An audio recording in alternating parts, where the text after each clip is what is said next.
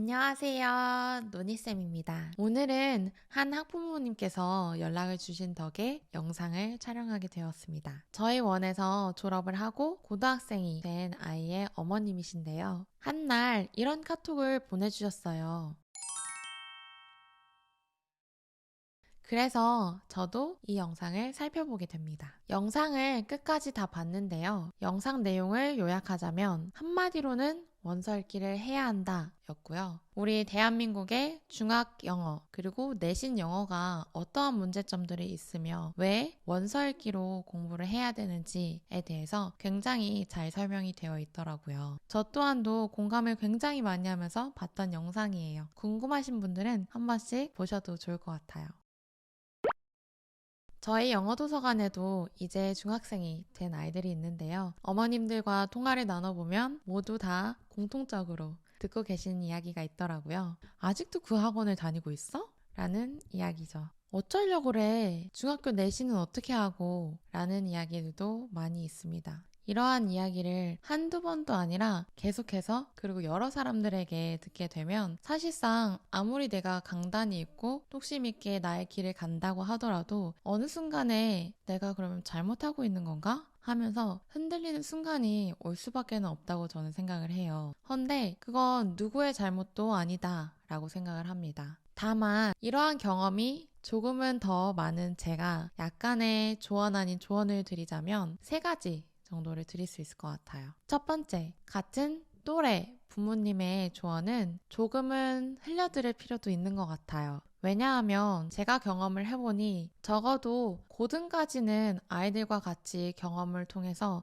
우리나라 공교육의 실태를 직간접적으로 경험을 해보셔야지 조금은 더 큰 그림을 볼 수 있다고 저는 생각을 하거든요. 헌데 중학교 영어 다르고 고등학교 영어가 다르기 때문에 중학교까지만 경험하신 분들은 사실 그 이후의 과정들은 아직은 모르고 계신 분들이 좀 더 많은 것 같아요. 그렇기 때문에 우리가 자녀에 대한 조언을 듣거나 구할 때에는 자녀보다 한두 살 많은 학부모님보다는 자녀보다 최소 5살 이상 그리고 가능하다면 고등 이후까지 경험을 해보신 분들께 조언을 구하면 보다 더 양질의 정보를 얻을 수 있다라고 저는 생각합니다. 왜 그런가 하면 초등 영어 다르고 중등 영어 다르고 고등 영어가 다 다릅니다. 마치 공통분모가 전혀 없는 듯 보이는 전혀 다른 영어들을 가르치곤 하는데요. 이럴 때 고등 그리고 그 이후의 과정까지 아직은 경험해보지 못하신 분들의 조언 같은 경우에는 정확도가 떨어질 수 있는 것 같아요. 그래서 모든 조언들을 다 받아들이실 필요는 없을 것 같아요. 제가 늘상 이야기해왔듯이 아이들마다 성향이나 관심사가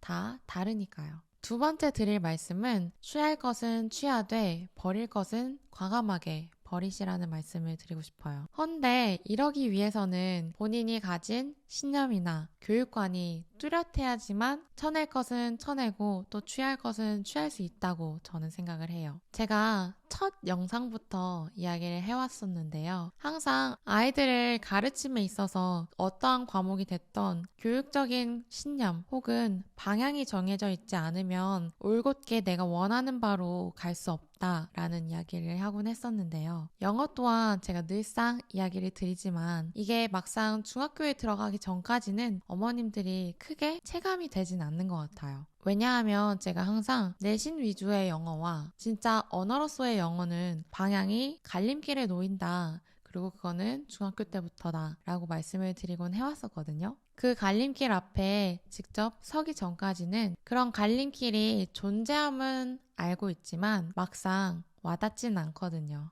그래서 아이도 부모도 흔들리거나 혼동이 없으려면 확고한 방향이 정해져야 한다고 이야기를 꼭 드리고 싶어요. 모든 일이 비슷하지만 여기 갔다 저기 갔다 갈팡질팡하면 이것도 놓치고 저것도 놓치는 상황들이 생기는 법이죠. 마지막으로 드리고 싶은 이야기는 첫 번째 드렸던 이야기에 대한 연장선이기도 한데요. 너무 내 아이에게서 보이는 문제들에 대해서 너무 주변 부모님들에게서 해답을 찾거나 조언을 구하려고 하지 않으셨으면 좋겠어요. 굉장히 깊이 의지를 하시는 경우들도 있더라고요. 헌데 저는 말씀을 드리고 싶은 부분이 있다면 다른 부모님들께 의지를 한다기보다는 오히려 책을 찾아보시거나 관련한 양질의 정보들을 찾아보신다던가 혹은 관련한 연구 자료들을 찾아보시는 게 훨씬 더 도움이 되고 유익할 거라고 감히 말씀을 드리고 싶습니다. 소위 말해 서울대를 갔다 혹은 수능을 만점을 받았다 하는 아이들의 공부 커리큘럼을 우리 전국에 있는 학생들이 다 따라한다고 해서 모두가 다 서울대를 갈 수 있거나 수능을 만점을 맞을 수 있는 건 아니잖아요. 제 수업 방식의 장점이라고 함은 아이한테 개별적으로 모든 거를 다 맞춰서 바꿔줄 수 있다라는 점인데요. 영어라는 하나의 언어 그리고 과목을 설계하는데도 이렇게 1대1 맞춤이 중요한데 한 아이의 인생을 놓고 본다면 당연히 더 그 아이한테 집중해서 결정을 내리는 게 맞지 않을까요? 제가 아까 이 영어에 있는 갈림길이 아이가 초등생일 때는 보이지 않다가 중등생이 되면 눈앞으로 확 다가온다는 이야기를 했었잖아요. 중학교 때 확연하게 느낄 수 있는 이유는 막연하게만 느껴졌던 아이의 실력이 수치화되어서 당장 눈앞에 보이고 또 이 수치화된 기록이 남을 수도 있다라고 생각을 하면서 조급함 그리고 불안함이 마음속에 싹트기 시작하는 것 같아요. 근데 저는 하고 싶은 이야기가 있는데 아이의 영어 성적이 아이의 영어 실력을 100% 대변해주지 않아요. 그리고 이 사실을 받아들일 준비가 아직은 되지 않았다. 나는 그럼에도 불구하고 이 숫자와 이 성적의 가치가 조금 더 높다라고 생각하시는 분들은 과감하게 영어 도서관이나 원서 읽기를 중단하시고 내신 위주의 학원을 가서 문제풀이나 시험 스킬을 배워서 오롯이 시험 점수에 집중하시는 게 맞다고 생각합니다. 저는 원서 읽기를 하는 이유가 남들보다 더 좋은 영어 성적을 받기 위함이라면 실패할 확률이 100%라고 말씀을 드리고 싶어요. 왜냐하면 시험이라는 것에는 변수들도 존재하고 언제나 실수를 할 가능성이 열려 있는데 그럴 때마다 점수를 보면서 혹은 아이의 실수를 보면서 내가 원서 읽기를 시키고 있어서 그런가? 혹은 내가 영어 도서관을 보내고 있어서 그런 걸까? 라는 생각들이 자리 잡으면서 원서 읽기를 계속해서 지속하기가 어려워질 거거든요. 이렇게 말씀을 드리면 그럼 원서 읽기를 하면 내신 점수가 잘 안 나오나? 라고 생각을 하실 수도 있을 것 같은데요. 저희 아이들, 제 학생들의 기준으로만 놓고 말씀을 드리자면 저희 학생들 내신 영어 점수 잘 나오고 있습니다. 지난 10여 년 이상 평균적으로 90점 이상은 다들 편안하게 받아왔었고요. 다만 영어 시험이 굉장히 어려운 학교들이 간혹가다 있어요. 그런 학교들의 경우에는 평균 80점 이상인 경우들이 있습니다. 그런데 제가 말씀을 드리고 싶은 건 그런 학교들의 학년 영어 성적 평균이 60점대라는 겁니다. 그러니 80점대 이상이라는 점수가 낮지 않은 점수라는 게 체감이 되시겠죠? 제 이야기의 요지는 주객이 전도돼서는 안 된다라는 이야기를 드리고 싶은 거예요. 주는 원서 읽기고 객이 따라오는 점수라고 저는 생각을 하거든요.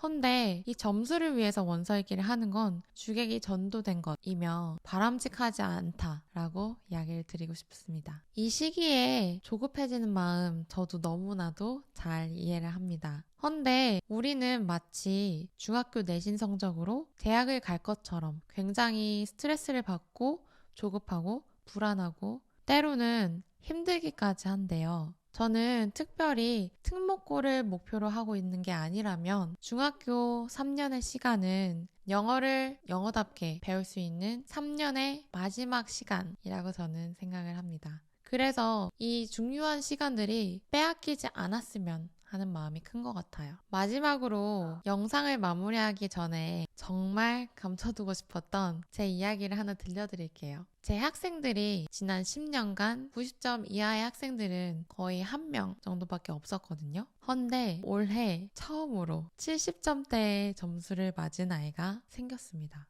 처음에 아이의 점수 76점이었거든요. 근데 그 점수를 듣고는 정말 믿을 수가 없었어요. 내가 가르친 학생이? 내 학생이? 이런 느낌이었어요. 그래서 정말인가? 믿을 수가 없으니까 아이한테 계속 물어봤거든요. 어떤 문제들을 틀렸는데? 이거 왜 틀렸는데? 이렇게 되는 거예요. 그리고 문제들을 살펴보니 그리 어려운 문제들도 아니었어요. 그리고 그 학교가 그리 영어가 어렵다 소문난 학교도 아니거든요. 혼란과 착잡함 속에 있다가 아이를 데리고는 이야기를 했어요. 아이 또한도 당연히 동료가 없을 순 없잖아요. 그전에는 그래도 90점 이상을 맞았었으니까요. 그러면 우리 흔히 생각하는 게 이 아이의 영어 실력이 갑자기 떨어졌는가를 논한다면 저는 절대로 그렇게 생각하지 않았고 또 원설기에 대해서 불신을 하지도 않았어요. 저는 원설기는 유일한 방법이다. 이 아이를 위해서 최선의 방법이다 라는 확신이 아직도 있거든요. 그래서 아이와 얘기를 한 끝에 다음 학기에는 조금 더 체계적으로 잘 준비해보자 약속을 했고요. 얼마 전에 있었던 이번 학기 중간고사에서는 100점이라는 쾌거를 이뤄냈습니다. 그래서 제가 내신 점수에 너무 연연해 하시지 마시라고 이야기를 드리는 겁니다. 제가 저희 학생들에게도 감추고 싶었던 이 비밀을 이렇게 평생 남는 영상에서 거론할 정도면 제가 얼만큼 진심인지 아시겠죠? 부디 제 진심이 잘 전달되었기를 바라면서 오늘의 영상은 여기서 마치도록 하겠습니다. 저는 다음에 또 유익한 영상으로 찾아뵐게요. 다음에 또 만나요.